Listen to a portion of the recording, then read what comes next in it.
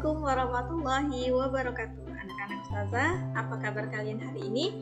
Mudah-mudahan selalu dalam kondisi sehat walafiat. Insya Allah pada video kali ini Ustazah akan melanjutkan pembelajaran subtema 4, yaitu pertumbuhan dan perkembangan tumbuhan. Tapi kita akan melanjutkan pada pembelajaran 2 dan pembelajaran 3. Nah, untuk melanjutkan video ini, mari kita buka dengan membaca basmalah. Bismillahirrahmanirrahim. Anak-anak, sebelumnya kita sudah belajar tentang tumbuhan dan lebih spesifiknya atau lebih rincinya kita mempelajari tentang daun ya. Pada video sebelumnya kita mengetahui bahwa daun adalah salah satu bagian tumbuhan yang penting karena pada daun itu terjadi proses fotosintesis atau proses memasaknya makanan yang akan disebarkan ke seluruh bagian tubuh tumbuhan. Nah, anak-anak, pada video kali ini kita akan belajar beberapa hal baru.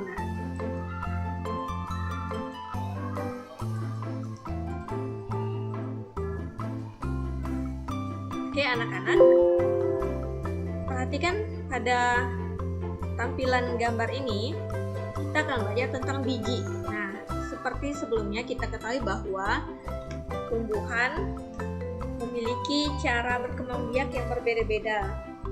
Di antaranya adalah biji. Nah, apa sih biji itu? Jadi biji adalah bagian tumbuhan yang berada di dalam buah. Nah, kalian lihat gambar ini. Ada gambar semangka, anggur, buah semak, alpukat, apel, persik. Nah, ini adalah contoh buah yang di dalamnya itu terdapat biji. Nah, tapi biji ini hanya terbentuk jika terjadi penyerbukan, yaitu peristiwa jatuhnya serbuk sari di atas kepala putik. Atau anak-anak, yang perlu kalian ketahui bahwa sebelum buah ini menjadi sebuah, buah ini bentuknya awalnya bunga ya. Nah, nanti kita akan belajar tentang bunga pada video ini. Tapi artinya apa? Biji ini terbentuk karena memang adanya penyerbukan antara serbuk sari dan kepala putik, maka biji ini terbentuk seperti itu. Kemudian ada biji yang bermanfaat sebagai sumber makanan. Jadi anak-anak, tidak semua biji itu hanya yang berada di dalam buah kemudian hanya untuk ditanam kembali atau sebagai calon tanaman baru, tapi ada juga pada tanaman-tanaman tertentu bijinya itu sebagai sumber makanan. Kita lihat di sini ada gambar kacang-kacangan, padi, jagung. Nah, itu adalah biji yang berguna sebagai sumber makanan. Seperti itu ya anak-anak ya. Oke, selanjutnya, nah, bagian-bagian biji kalian bisa lihat di gambar ini. Kalau biji itu memiliki bagian yang pertama itu lembaga atau calon tumbuhan baru.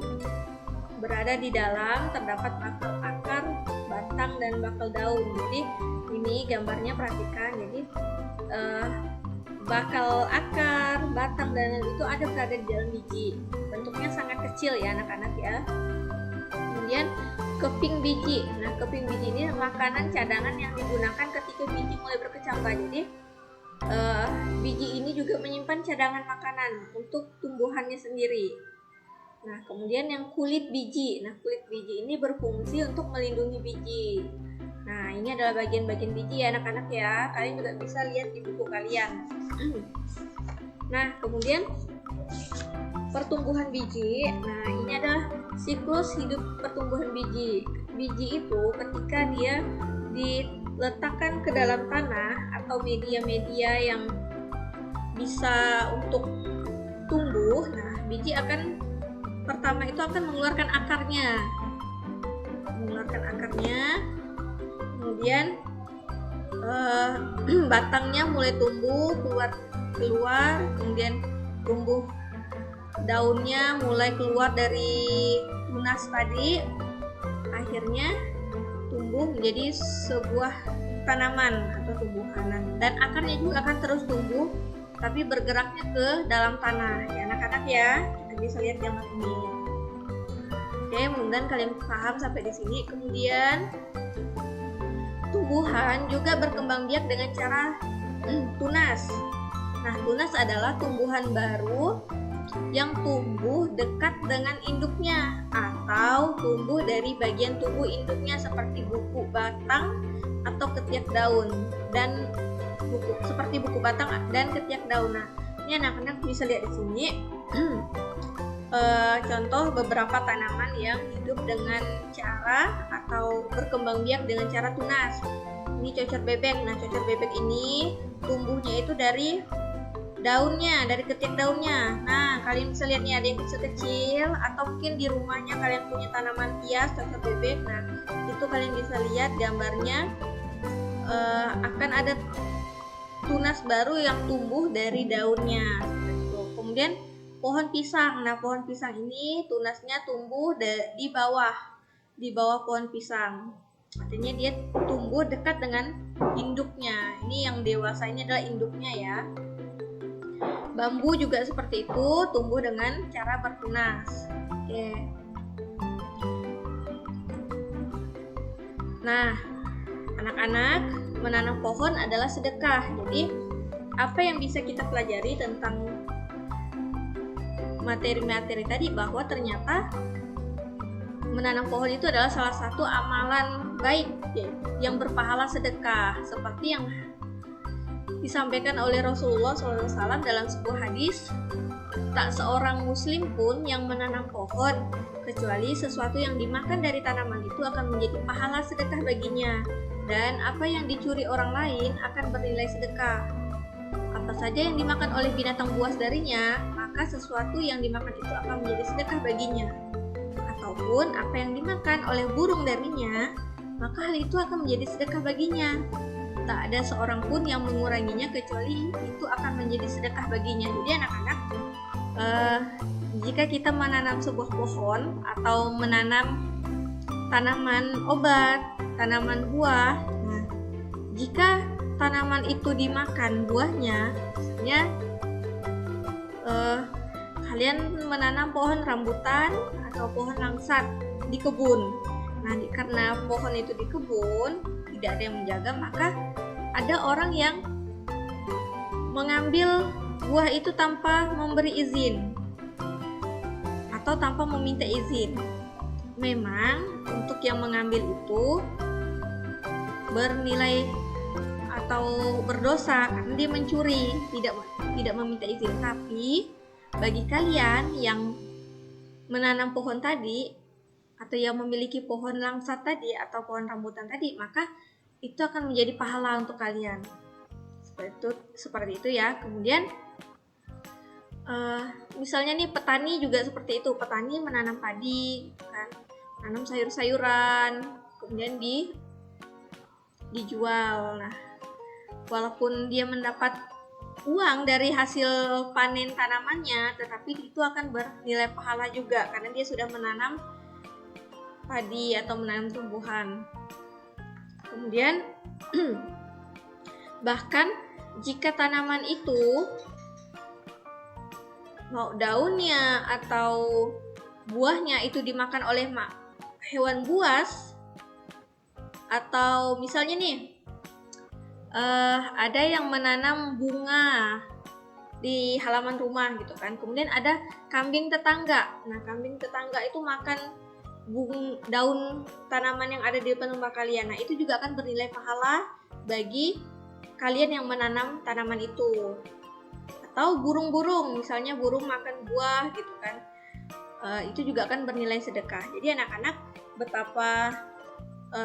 betapa pentingnya kita menanam tanaman, entah itu pohon, tanaman obat, atau sayur-sayuran, karena itu akan bernilai pahala, yaitu pahala sedekah.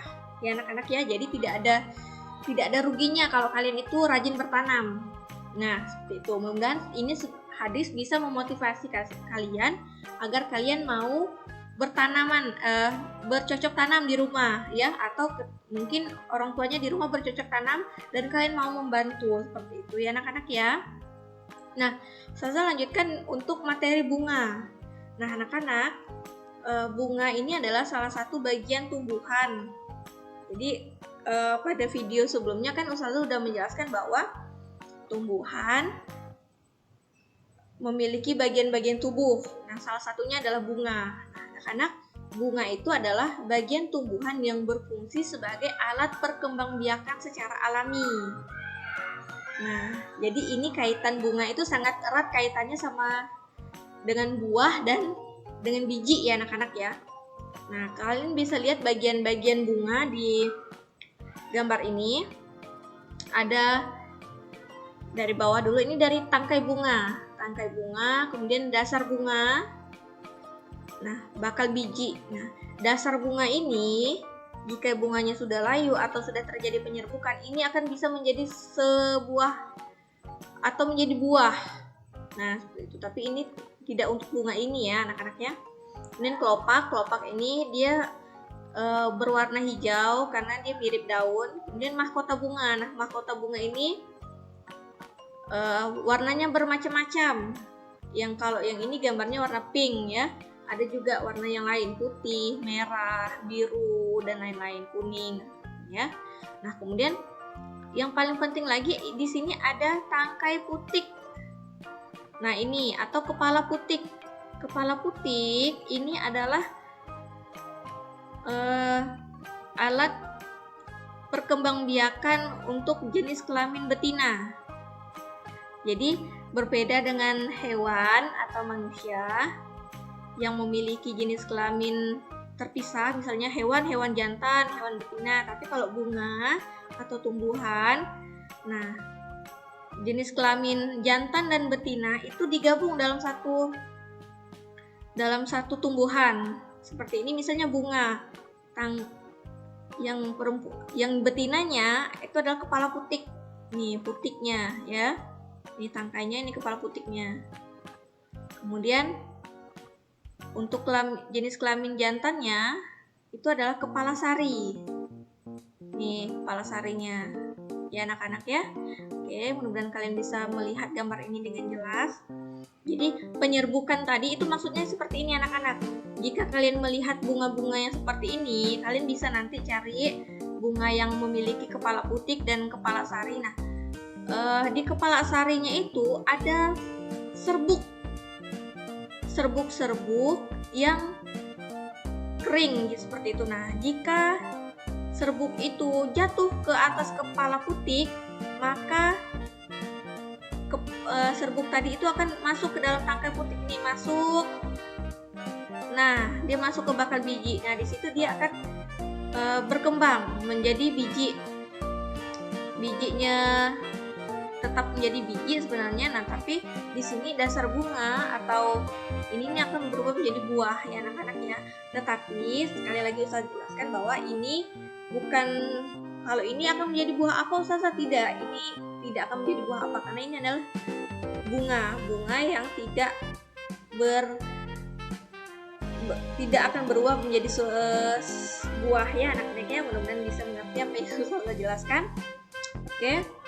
Nah, ini adalah gambar bunga, bagian-bagian bunga, mudah-mudahan anak-anak bisa melihat ya.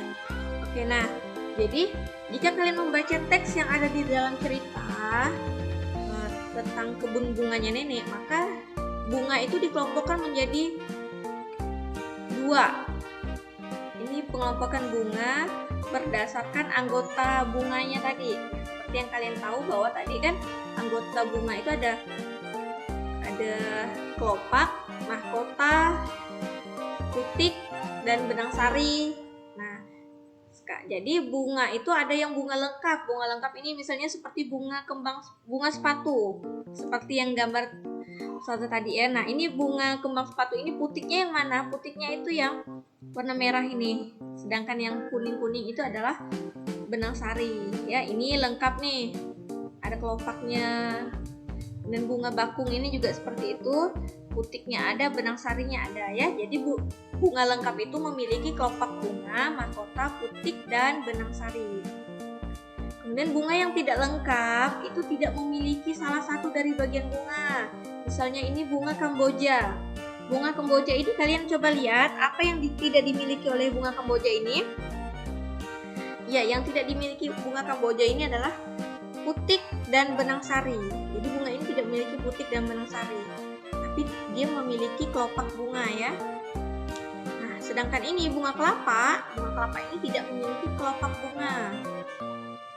Oh salah, kelopak bunga kelapa ini ada tapi kecil, tetapi dia tidak memiliki putik dan benang sari. Oke. Kemudian bunga juga bisa dikelompokkan menjadi bunga sempurna dan bunga tidak sempurna. Dikatakan bunga sempurna jika memiliki benang sari dan putik. Nah, ini bunga sempurna seperti bunga mawar, di dalam ini ada benang sari dan ada putik. Bunga matahari juga seperti itu, ada benang sari, ada putiknya. Nah, sedangkan bunga tidak sempurna, nah ini kalian bisa lihat pohon salak. Jadi pohon salak itu bunganya itu terpisah. Ini bunga salak jantan dan ini bunga salak betina. Maka nanti penyerbukannya itu adalah dengan bantuan serangga-serangga. Ya, anak-anaknya, jadi serangga itu hinggap dulu di bunga salak yang jantan atau yang betinanya gitu. Nanti di kaki-kaki serangga itu akan lengket serbuk-serbuknya.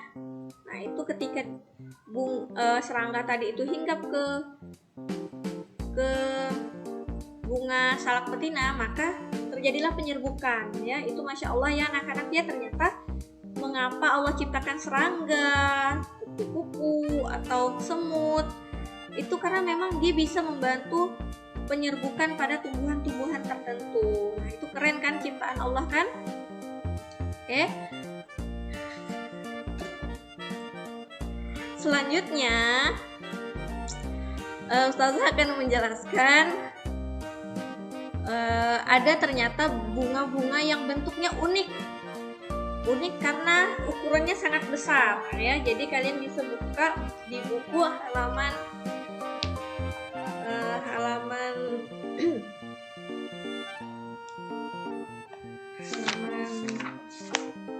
189. Jadi di situ ada penjelasan tentang bunga Rafflesia arnoldi dan bunga bangkai. Nah, ini adalah bunga yang unik yang ada di Indonesia. Ukurannya itu sangat besar ya. Nah, kalian bisa baca di buku tentang penjelasan bunga ini. Nah, anak-anak perlu kalian ketahui bahwa ini adalah dua bunga yang spesiesnya langka, artinya tidak banyak tumbuh ya, tidak banyak tumbuh sehingga sangat dijaga oleh pemerintah. Ini kalau bunganya diambil misalnya gitu kan, dan untuk tumbuh pun bunga ini sangat lama, tidak seperti bunga pada tumbuhan-tumbuhan lain gitu kan, bisa berbunga sangat banyak dan dalam waktu yang sangat dekat. Tapi kalau untuk bunga ini mereka tumbuhnya itu sangat lama dan jarang sekali tumbuh gitu ya. Masya Allah, Allah menciptakan bunga yang bentuknya sangat unik ya anak-anak ya. Oke, nah ternyata juga bahwa seperti yang Ustazah sampaikan sebelumnya, bahwa tumbuhan itu sangat banyak spesiesnya. Tumbuhan berbunga itu sampai 80.000 kan. Nah, jadi di seluruh dunia ini juga ternyata ada bunga-bunga yang dijadikan sebagai bunga nasional oleh negaranya. Misalnya Indonesia itu menganggap bahwa bunga melati atau bunga anggrek itu adalah bunga nasionalnya. Nah, ada beberapa misalnya bunga Edelweiss itu adalah bunga nasional dari negara Swiss. Bunga mawar itu kemudian bunga lotus atau bunga ini. Lotus atau apa ya yang di air itu, teratai. Nah, teratai itu adalah bunga nasionalnya negara Mesir. Kemudian sakura itu dari Jepang, tulip itu dari Belanda atau Turki, kemudian iris itu dari Prancis, kemudian bunga mawar itu dari Siprus. Jadi ada beberapa negara yang menjadikan bunga itu sebagai bunga nasional. Kalau Malaysia itu bunga kembang sepatu. Nah ya anak-anak ya, oke, mudah-mudahan kalian mengerti apa yang Ustazah jelaskan.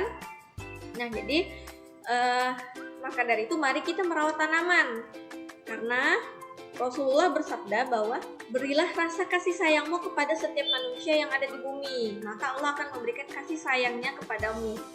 Barang siapa yang tidak menunjukkan rasa kasih sayangnya terhadap orang lain, maka Allah tidak akan menunjukkan rasa kasih sayangnya terhadap orang itu. Jadi maksud dari hadis ini adalah kita merawat atau memberikan kasih sayang pada makhluk Allah yang ada di bumi. Makhluk Allah itu kan bisa seperti manusia, bisa seperti tumbuhan, bisa juga seperti hewan-hewan. Jadi kita tuh disuruh agar memberikan kasih sayang atau merawat mereka, atau tidak bersikap kasar atau tidak bersikap kejam pada makhluk itu. Maka Allah akan memberikan kasih sayang pada kita. Misalnya di rumah kalian ada tanaman bunga, nah maka rawatlah dengan baik. Jangan lupa untuk disiram, karena tumbuhan itu sangat membutuhkan air. Ya, kalau tidak cukup airnya maka tumbuhan itu bisa mati. Kemudian beri penerangan yang cukup untuk tumbuhan itu, artinya tumbuhan itu harus mendapatkan sinar matahari agar bisa berfotosintesis.